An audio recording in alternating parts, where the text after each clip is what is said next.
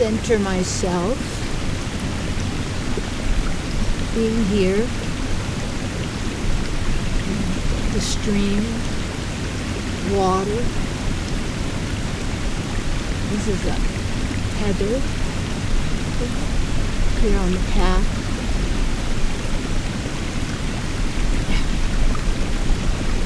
And all around is abundance.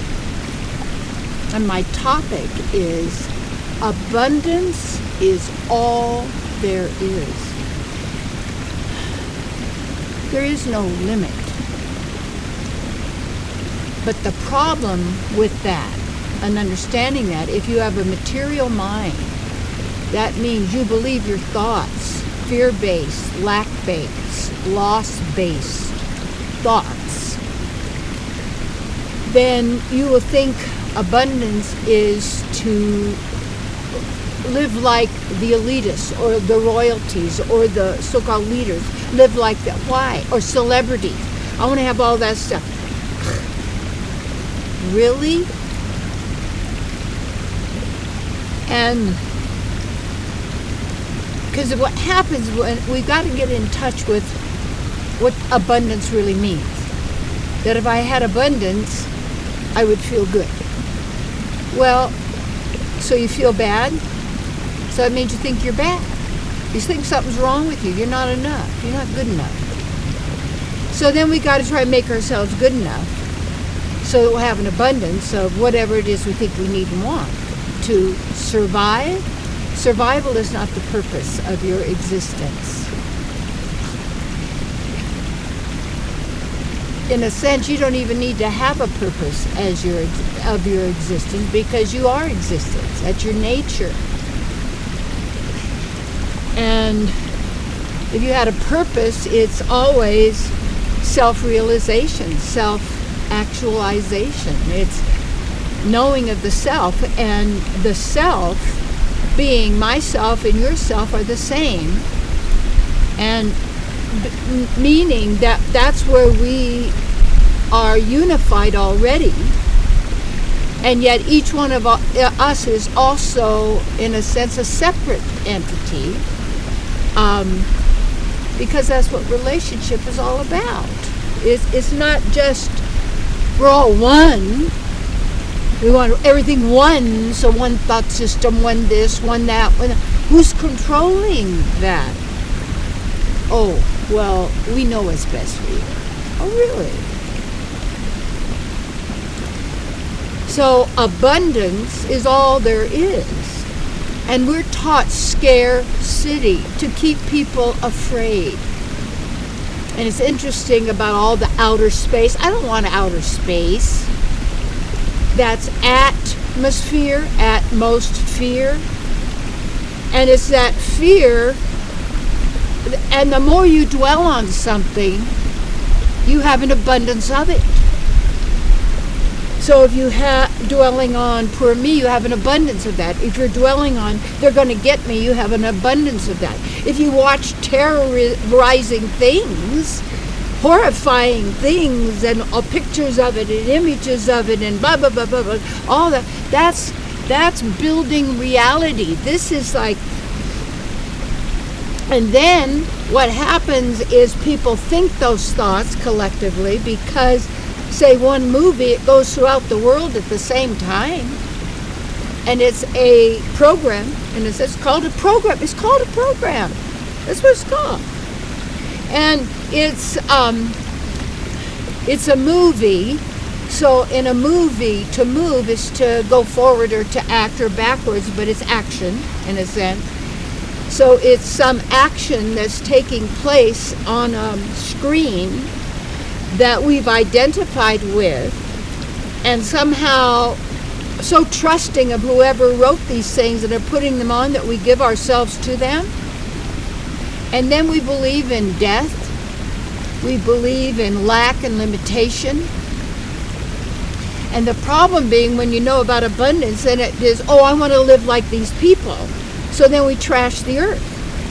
And then what we do is we still play the war game, the competition game, because that's a game that's going on to build these great riches and great poverty. Huge differences. because that then keeps both sides going again, see? You want to rise above all of that kind of materialism to the transcendental, where you can view it and you can see it, but you're not taking on it because you're not concerned with conditions, as Ernest Holmes said. He was a wonderful philosopher. No, you're concerned with cause. And so what is most of the so-called healing work is all about conditions, not changing the cause. Eliminating the cause of something, it disappears the effect. It can't be there because they're two sides of the same coin. That's all that the reality is, two sides of the same coin. One has to have the other to keep it moving. Now, as you lift that veil of ignorance off of your eyes, and instead of looking on the outer for your abundance, or to celebrate or to do the abundance rather than live in the scarcity, it's a state of being. And that ability, yes, you're a manifester. It's what you do automatically. And yet when we are in tune with the divine, that means we're trusting all of our sensing of even the outer and the inner, and trusting our knowing, not the mind and the thoughts, the knowing, not the mind and the thoughts that works by logic and reason, you see. You got to follow the rules of the literary intellectualism. Yes, because if we can't see it and touch it, it isn't real. It isn't there. And then we'll analyze that over and over and over and over again. No. That's so limiting. That's so scarcity. Then why would you want to do that to yourself or believe any kind of a so-called God, or what would you call it, body of knowledge that isn't for the welfare of all living entities, to be all that they are. Without laws, controls, rules. Yeah, you don't need that in the divine. It doesn't. No, it's not there. But as you're here, you are walking in a sense, two worlds. So you have to respect or honor, in a sense, and be aware of where you are and what's going on there. And at the same time, you're well grounded and situated within yourself and in nature and tuned in, and you give up the concept of limitation. And you no longer play the games because you see them for what they are. Yeah. And here, now, this is the great opportunity that we have.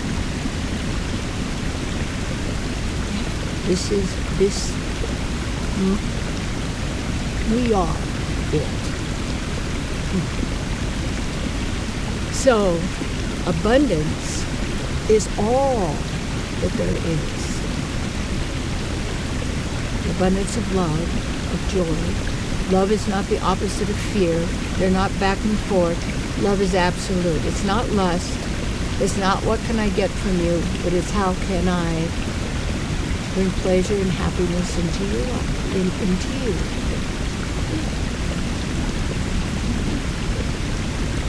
And you know, the first way, if we can all just grant, understand, or not understand, but recognize and respect the divinity of all. And also, you can notice that there is a difference. There's another species here. See, we didn't understand that. And they don't have souls. So that's why there's so much violence and cruelty on every single level, and has been for a long time. And then we ourselves, because they are thinking in our soul, they work to survive. And they survive by actually parasiting or vampiring us. Really. And you know that in certain people, and you can sense that. And so then what we want to do is, instead of giving our power to that, to the scarcity of the lack and limitation, the fear of future failure, worrying, planning, torturing, hatred of self, punishing, guilt, all of this, it's coming from the outside or going through the mind. So we've been then serving the body, the mind, the senses, and whatever that script is, take your power back. You are the power of God, the divine, that we're all part of. Yeah. Abundance.